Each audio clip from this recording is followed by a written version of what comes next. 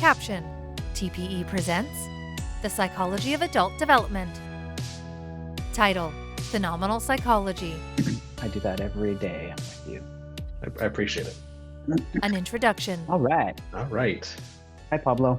Hey, Ryan. On a video call. So we are here to give an introduction to our course, Phenomenal Psychology. So the course is Psychology of Adult Development, and our new improvement to the course is Phenomenal Psychology. So Pablo and I are both the teachers of the course. We actually teach the course together. So we have co-developed the course, we co-teach it and co-facilitate the classes. So we are together in the classroom with all the students every week. So that is delightful. Love that.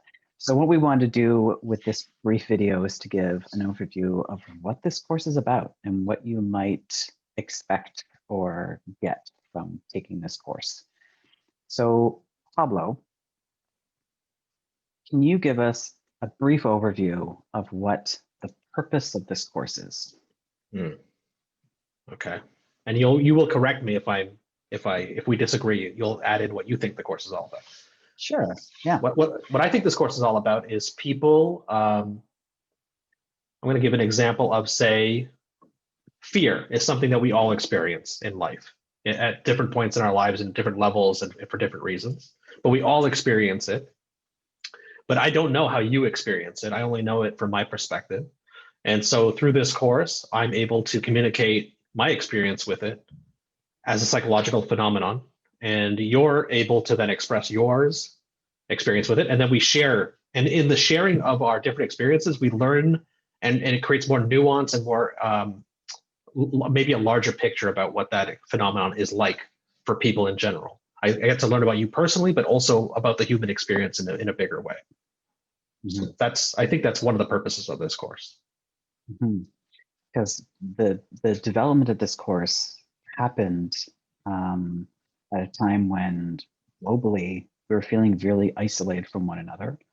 And so part of the development of this course was really looking at what are the things that are going on in our lives right now that we might feel alone with, but they're things that we can actually share and get support and community from one another by engaging with these topics with each other in new and creative ways and finding ways to feel supported and seen and heard by others by bringing some of these personal experiences to the surface in a thematic way. So looking at these overarching things that impact all of us, but then going into the more subjective personal experiences of how these things are impacting us and been experienced by us individually. So the course has been developed in a way that there are many assignments and stuff that are done in this course, but a huge part of this course is actually about us being together in the classroom and having lots of discussion about these themes that we introduce. So Pablo and I have materials that we bring in for each of the themes that we have for the course. Every couple of weeks, we introduce a different theme. And we have materials, whether it's pieces of artwork, whether it's art, journals, science papers that talk about these themes in different ways. In addition to that, Pablo and I have done something rather than doing lecture in the class and bringing information, we actually record our lectures together in conversation where Pablo and I actually sit together and talk about our own experiences and our own thoughts and feelings about these themes in relation to each other, in our relationship, working together, being friends, and also how we felt the impacts of those themes on us in the world around us. We then have those podcasts be the lectures in the course. So if we're talking about something, say fear, which you mentioned earlier, we actually sit and talk about fear and introduce different concepts and ask each other questions and have conversations so that we're actually bringing ourselves into the course as well. So we're asking students in the class to talk about their own experiences and share and respond to one another. And Pablo and I are also part of that as well, where we bring our own experience and vulnerability into the classroom as well. On that note, I'm remembering our podcast that we recorded about fear. I think when I look back on it, that we don't go into such depth that it might trigger some of those really hard feelings or really difficult feelings. but it's just enough that we're conveying our experience without going into great detail. And that was a choice that we made for ourselves. And I want to offer that as always a choice for students, that they can go into as much depth or as, as much depth of feeling as they are willing to go to, or feeling safe or good to go into as they are. And if they're not feeling good about it, it's not required in this course to go into the greatest depths of despair or sadness or fear. It's just to talk about the topic and a little bit about your experience in a way that makes you feel safe and comfortable. Yeah. Yes. I mean, everyone, we believe everyone's an adult who's in the class, and we are here in the classroom as support for one another and for students. But we do want to keep reminding people about that if it's a course you're curious about, but wondering if you have to do something that feels uncomfortable, or if you are registered in the course and as you're going through the course with us, wondering if you're not doing enough or doing too much, it's like, that's something that you can actually like reach out and ask us about. But we don't have an expectation that this is a course meant to challenge your limitations in any way. This more is a course of you actually maybe coming into more of an understanding of what your limitations are and why they might be there, and to talk about them in a way that isn't so personal, but more identifying that these things do exist around us. One thing that people might find challenging along the way is our expectation of engagement. And I think this is an important conversation to have with students. And we have this conversation throughout, obviously, but we really want to give people a heads up, is that you're really important. As a student, you are very important in this course, because you are not only learning, but you are also teaching from your experience, talking about yourself and talking about how you feel. And so we're really expecting you to show up every week. And we're really expecting you to be present every week and prepared to engage. And so that's something to keep in mind when you're signing up for the course, that not participating is not really an option. I mean, it is, but you will not be meeting a lot of the learning outcomes if you're not actually actively participating. Is that, does that sound correct to you? Yeah, it's like we are hoping for and encouraging people who are wanting to take this course because they're wanting to communicate, they're wanting to be involved in a way. I mean, everyone has different expectations of themselves, of what participation is. But to give some context to this is that in our course, Pablo and I have our cameras and microphones on every single class, and we are part of the discussion with each other and with you.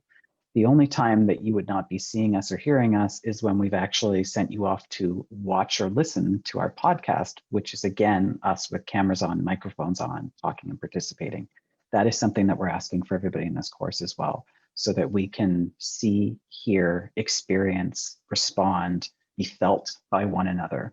When cameras are off and microphones are off, that really limits us in how we can reach one another and how we can communicate with one another.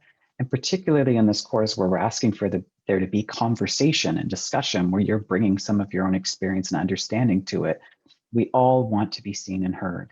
And so this is how we encourage that to happen, is using cameras and microphones, especially in a virtual environment. And Pablo, you said something about this that was so wonderful, about why it matters so much in this way. We've talked about this in the past, but in real life, in the real world, when we're together in a classroom, we have so many different ways of getting information from one another. Just that our presence is so felt. And online, without the use of cameras and microphones, that presence is just not existent. And so it's just necessary to keep those channels of communication open for one another. So we have an expectation in this course that if you're registered for it, that you will have your camera on, your microphone on, and be available to be participating each class. So aside from that, we came up with a couple of questions to ask each other that we figure might be questions that possible students or existing students who have registered for the course might have before getting into this thing. Questions? You have questions? Okay. Yeah. So we're talking about like how we're engaging in the course. So what kind of assignments are in the course? Okay. So the course has some writing requirements in it. You will be doing some writing. You will also be doing some creative expression in the course. So the way this is laid out is in the first half of the semester, we ask that you write a written reflection for each of the themes that we discuss in the course. So what we are looking for in that writing exercise, which also has the option of writing or creating an audio or visual recording of your assignment. The intention of that is for you to engage with the topic, the phenomenon that we're talking about, engaging in that by sharing something about what you know about that phenomenon yourself, your own personal experience, incorporating the course content into that reflection as well, which gives it some more meaning. Like, why does it matter to get other information? Why does it matter for me to get information about this phenomenon from somebody else, whether it's knowledge from someone who we consider like an expert in the field or a classmate or a piece of artwork? We want you to be engaging with the phenomenon and the theory that's connected to it with your own experience, for you to get some critical thinking happening, to get some new perspectives, some new information that we hope can inform you further on down the road, and to support one another in the classroom as well. So there's that component of assignments in the course, writing about these different themes and bringing course content into your writing. After that piece is done, in the second half of the course, we actually have you doing some creative work where you yourself are going to create what we call narrative-based media. So taking something that you've already written about, a theme that we've already discussed in the course, you are then going to create some form of art to express that story in a different way. As well as that, Pablo raises a hand. yes, there's a hand, yes. I'm not good at drawing. What am I going to do? There are so many ways that we can express ourselves artistically. This isn't about being a painter. This isn't about being a self-proclaimed artist. How we express ourselves can come out in many different ways. We've had so many different forms of expression from students, and this is a question that we get a lot in this class. I feel intimidated by taking this class if I have to be creative. We have ways that we experience our knowledge and express it in different ways. We've had students do very big artistic pieces, creating a video, doing sculpture, painting, but we also have students who have written a piece of poetry, taken a picture of something that told a story in a different way. There's lots of different ways that you can express yourself. There's actually not a lot of ways that you can't express yourselves that Pablo and I would say, this doesn't meet the criteria of the course. Mm-hmm.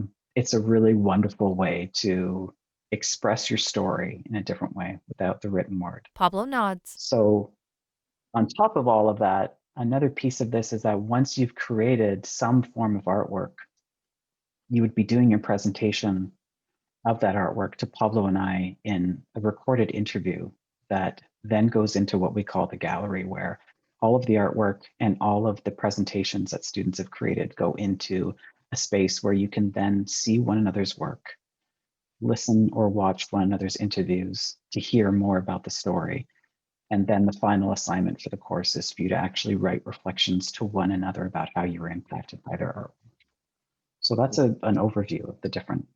The other piece of the assignments too is participation is really key and important in this course. If it hasn't come across already, 20% of the grades for the course is actually for participation. And there's a reliance on using technology. So using your camera, using your microphone, participating in discussion, communicating with people around you, that is a significant part of your marks in the course. Pablo nods in agreement. So that's an overview of the assignments. I have a question for you, Pablo. Let's see here. Ryan reads. Oh, we've actually answered quite a few of them. Yes. The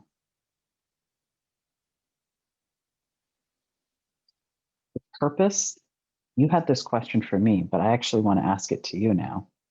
What is the purpose of us using different forms of media in this course? What's your take on that? Well, Why I'm we use stumped. different forms of And media? I resent you putting me on the spot. I think we use different forms of media so that folks can, Ryan chuckles. I think that I have my own way of interpreting things and taking things in, and the written word doesn't always do it for me. I find readings to be dry sometimes, and this was my experience as a student as well. Um, and so I like being able to engage in ideas with different formats through music and through poetry. Um, it's as if my body actually you've said something in the past that is actually really I would like for you to expand upon maybe, but that Did you just say actually? I said Did I? something in the past. Actually, I know it's surprising that you said something Keep so going. meaningful. Mhm. My body responds to things in a different way than if I were to read it. Like I have an emotional reaction as well as a intellectual reaction to ideas if they're presented in different ways. That's why so for somebody who finds academic readings to be a little bit dry, the academic readings will be there for you too as a support for your learning. But there's going to be other ways for you to engage that maybe speak more to your heart as well as your head. And I think that's a really important thing that we in academia kind of push to the side sometimes. And we actually want to bring that more into the classroom, is to bring more of experiential learning and experiencing it with our whole being, not just our intellectual selves. And that's why we also created the media project at the end, was so that you're trying to convey something to somebody else. That is the purpose of this course, of you conveying your experience, so other people learn from it. And for some people, even if they were to read one of your reflections, which doesn't happen in the course, those are personal reflections, but that might not do it for them either, because the written word might not make them feel what you're saying. But if you can create a piece of art that actually conveys a bit of the emotion behind what you're trying to say instead of just the words, then you've really reached somebody. You've truly touched them in an emotional as well as an intellectual way. To me, that's a very exciting and rich way to communicate. Yeah, we're complex creatures. Like just reading and taking information in one format, like that's boring. Like It's limiting. we wanted this course to be more fun and energizing and interesting and dynamic. And so having different forms of media and engaging with content in different ways brings new stuff to the discussion. It brings more of ourselves, and it's beautiful. So yeah, we're all about creativity and being playful and being silly and finding ourselves in that as well. And there being meaning to all of this stuff. So that's an overview of what this course is about. So using technology as a means of communicating with each other, looking at different phenomena in the world and how we experience them individually, and being receptive and Engaging one another. different ways with it. It's all of that is, I think, at the end of the course, will have provided a fairly rich experience. And the more that you participate in it as a student, the more that you get out of it, and the more that your fellow students get out of it. Your participation matters so much in this course. Mm-hmm. Not just because we like participation because it strokes our egos, which it does. Thank you for participating. But it really does create a much more rich information environment, like rich in feeling and rich in information. So people actually come away with not just your view, but your other classmates' views, this whole complex views on something that we all experience, like humor or fear or any of these phenomena that we're going to be talking about. Yeah. I've learned a lot through teaching the course and talking with students. Yeah. We've created a pretty cool thing here. So if you're already in the course, we will see you soon. Looking forward to it.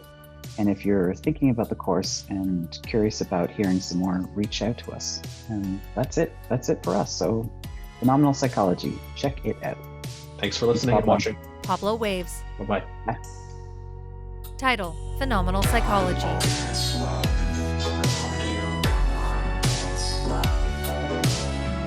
Caption: Thank you for watching. Fade to black.